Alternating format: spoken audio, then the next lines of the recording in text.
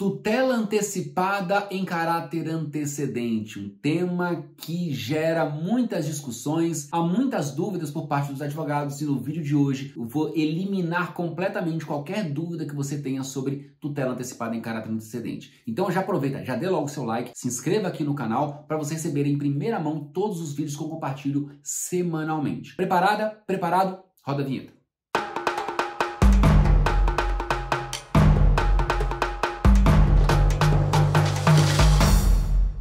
Tutela antecipada requerida em caráter antecedente. O que você precisa saber sobre esse importante tema e o que fazer na prática? Qual o procedimento, passo a passo? Bom, quando nós falamos sobre tutela antecipada, nós falamos também sobre tutela provisória. E o que é a tutela provisória? É aquela tutela não definitiva que é concedida em caráter precário, a partir de uma simples cognição sumária. O juiz analisa os fatos e os fundamentos e as provas apresentadas pela parte e pode, desde já, deferir à parte alguma tutela que pode ser satisfativa ou assecuratória. Quando eu antecipo no todo ou em parte os efeitos da futura e provável decisão de mérito favorável à parte, eu falo então que eu estou deferindo uma tutela antecipada. Se eu ajuizo uma ação pleiteando a exclusão do meu nome dos cadastros de proteção ao crédito e requeiro uma liminar para que o juiz determine que o réu exclua imediatamente o meu nome dos cadastros de proteção ao crédito, o que eu quero ao final? A exclusão do meu nome. O que eu quero agora? A exclusão. Portanto, eu quero antecipar aquilo que muito provavelmente eu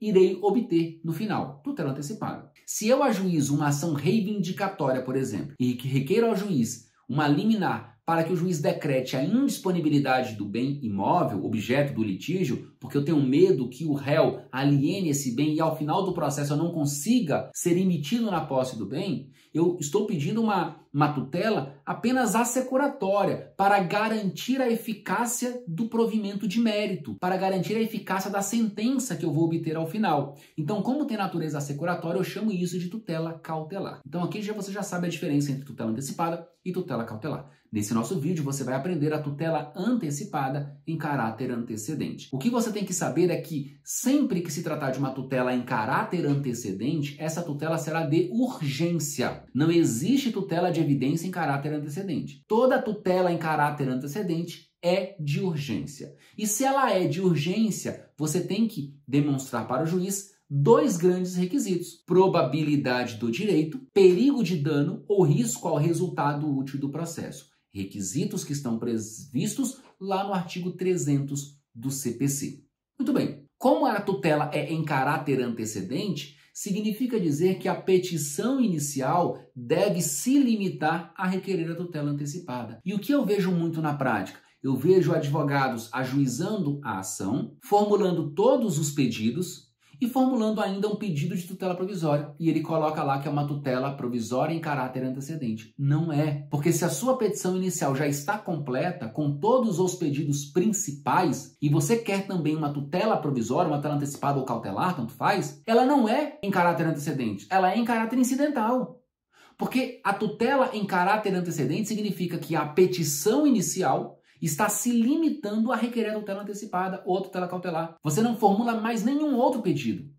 É como se você não tivesse tempo de elaborar toda a petição inicial. É como se você tivesse sido contratada ou contratado no domingo, às 22 horas da noite, para ter que ajuizar uma ação na segunda-feira às 8 da manhã e pedir uma liminar. Não dá tempo. Você precisa de mais tempo para elaborar a petição, mas a situação é tão urgente que você não pode esperar. Então o que você faz? Você se limita a requerer ao juiz uma tutela provisória. Narra mais ou menos os fatos ali, apresenta a fundamentação, traz as provas que você já tem para demonstrar para o juiz a probabilidade do seu direito e o perigo e requer apenas a tutela antecipada. Essa é a tutela antecipada em caráter antecedente. Então, dica: jamais, quando você apresentar todos os pedidos, diga para o juiz que a tutela é em caráter antecedente. Não. É, por exemplo, a ação que você vai requerer com pedido liminar. Diga só isso. Ou com pedido de tutela antecipada. Ou com pedido de tutela cautelar. Ou simplesmente com pedido de tutela provisória. Não diga em caráter antecedente. Se você está pedindo tudo, todos os pedidos principais e mais uma liminar, não é em caráter antecedente. Tá legal? Muito bem.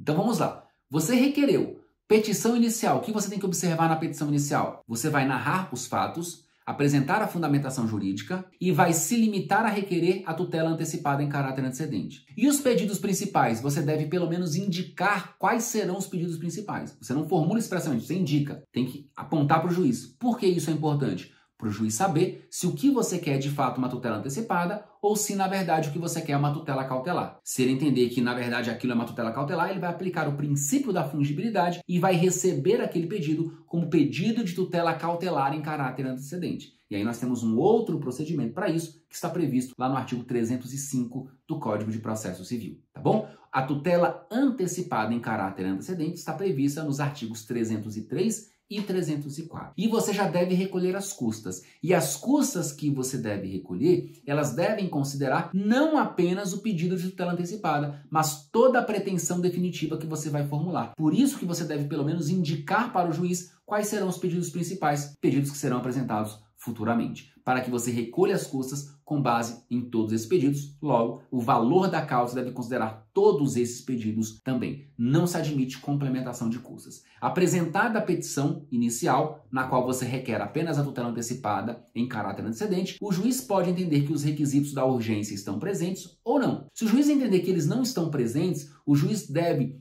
proferir uma decisão determinando que você emende a petição inicial. O que é essa emenda? No prazo de 5 dias, artigo 303, parágrafo 6º do CPC. Não é para você tentar provar para o juiz a presença dos requisitos, é para você apresentar já os pedidos principais. Ou seja, você apresenta uma nova petição, narrando os fatos, trazendo a fundamentação jurídica, complementando seus argumentos se for o caso e juntando novos documentos se for o caso também, e aí sim apresentando os pedidos principais. Contra essa decisão, quem indefere o pedido de tutela antecipada em caráter antecedente, cabe recurso? Cabe. Agravo de instrumento. Tá bom? Segunda possibilidade, o juiz pode entender que os requisitos estão presentes. Se ele entender que os requisitos estão presentes, ele vai deferir a liminar. Ele vai deferir a tutela antecipada em caráter antecedente. Quando o juiz defere esse pedido de tutela antecipada em caráter antecedente, abrem-se 2 caminhos, um para o réu e um outro para o autor. O réu vai ser intimado dessa decisão, não vai? Vai. O que o réu deve fazer? Ele deve recorrer. Por que o réu deve recorrer? Primeiro, qual recurso cabível contra a decisão que defere ou indefere pedido de tutela provisória? Cabe agravo de instrumento. Então, cabe ao réu interpor o agravo de instrumento. E se o réu não interpuser o agravo de instrumento? Vem agora aqui, surge então o artigo 304 do CPC, que nos diz que se o réu não interpuser o recurso contra a decisão que deferiu a tutela antecipada em caráter antecedente, haverá a estabilização dos efeitos da tutela e, consequentemente, o processo será extinto. Em outras palavras, se o réu não interpuser o recurso, o juiz declara a estabilização e extingue o processo sem resolução do mérito. Ou seja, o autor continuará a gozar dos efeitos daquela tutela, mas sem que haja processo, porque o réu não recorreu. Ok?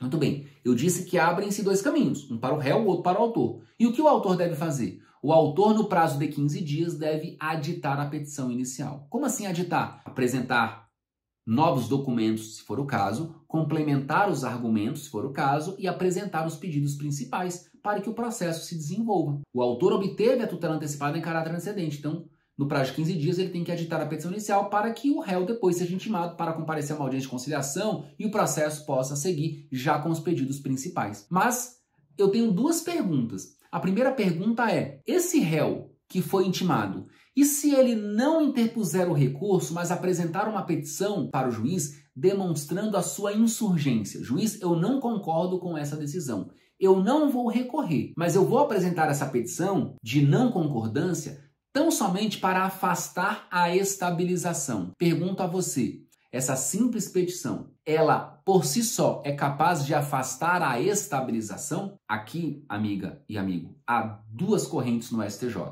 A primeira corrente é a da 3ª turma do STJ. Vai dizer, a simples petição que apresenta uma impugnação, uma insurgência contra a decisão que deferiu a tutela antecipada em caráter antecedente é capaz, por si só, de afastar a estabilização. Já para a 1ª turma do STJ, não. A simples petição não é capaz de afastar a estabilização. Somente o recurso, porque o artigo 304 fala em recurso. Então, na prática, no caso concreto, se você advogar para o réu, é melhor apresentar o recurso. É melhor interpor o recurso, o agravo de instrumento. Tá bom? E a segunda pergunta é a seguinte. Você viu que abrem-se 2 caminhos, um para o réu e um para o autor. Você concorda comigo que o autor sempre será intimado antes do réu sobre essa decisão?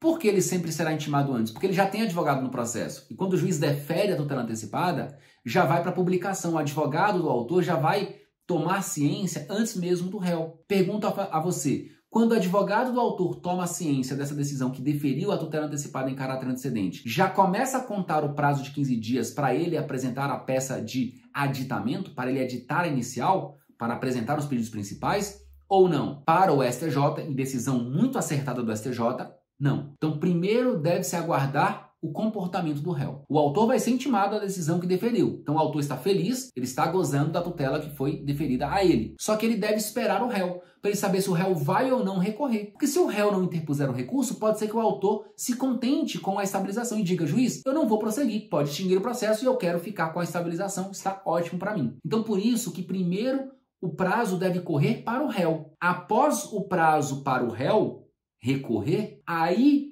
é que o juiz deve intimar o autor especificamente para que, caso queira, apresente a petição de aditamento da petição inicial. Tá legal? Então, para o STJ, os prazos para o réu recorrer e para o autor aditar, eles não correm de forma concomitante, eles correm de forma subsequente. E algumas perguntinhas aqui para a gente finalizar esse tema. Primeira pergunta, a estabilização se aplica à tutela cautelar ou não? Resposta, não, por ausência de previsão legal. O fenômeno da estabilização da tutela antecipada em caráter antecedente, que decorre ali, é uma inspiração do nosso legislador, de dois institutos estrangeiros, tá? Um instituto francês e um outro instituto português, ele não se aplica à tutela cautelar. Ele só se aplica à tutela antecipada. Então, se a parte obtém uma tutela cautelar em caráter antecedente, que está prevista essa tutela cautelar em caráter antecedente lá no artigo 305, a partir do 305, e o réu não recorre da decisão, não há estabilização. A estabilização só ocorre na tutela antecipada em caráter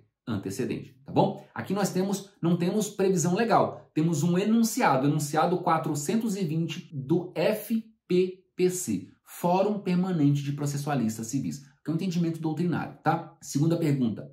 A tutela antecipada em caráter antecedente pode ser requerida para fins de ação rescisória? A resposta é sim. Eu posso requerer uma tutela antecipada em caráter antecedente no tribunal para fins de ação rescisória. Eu pretendo, por exemplo, a suspensão dos efeitos da sentença que transitou em julgado. Ok. O tribunal recebe, então, aquele pedido de tutela antecipada em caráter antecedente, é distribuído o pedido a um relator e o relator defere a tutela antecipada em caráter antecedente. Intima o réu, e o réu não recorre da decisão do relator que deferiu o pedido de tutela antecipada em caráter antecedente. Pergunto a você, haverá a estabilização aqui? Nesse caso, para a doutrina, não haverá. E por uma razão correta também, entendimento acertado.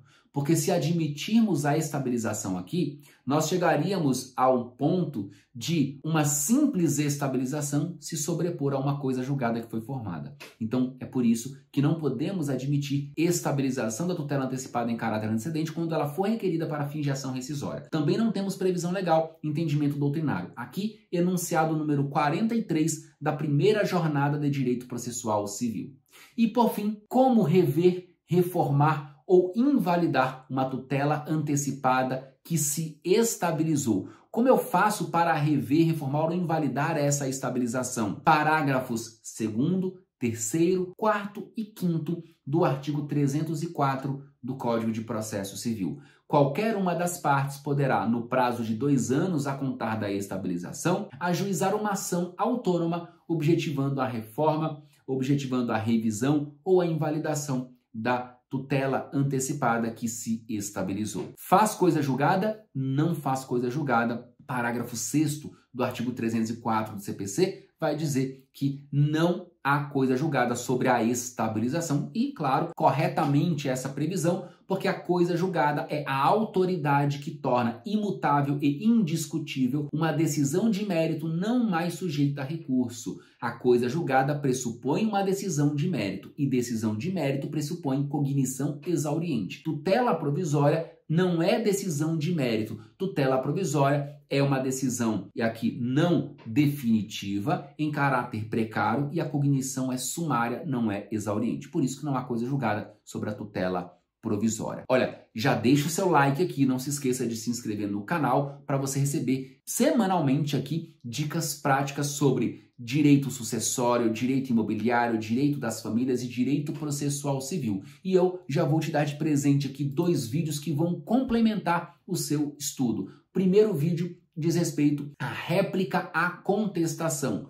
Um tema muito importante que você tem que compreender: réplica à contestação, e na réplica a possibilidade do juiz deferir uma tutela provisória de evidência. E o segundo vídeo, cumulação de pedidos. 2 vídeos importantíssimos envolvendo a prática processual civil que você precisa conhecer. Te espero no nosso próximo vídeo. Um grande abraço.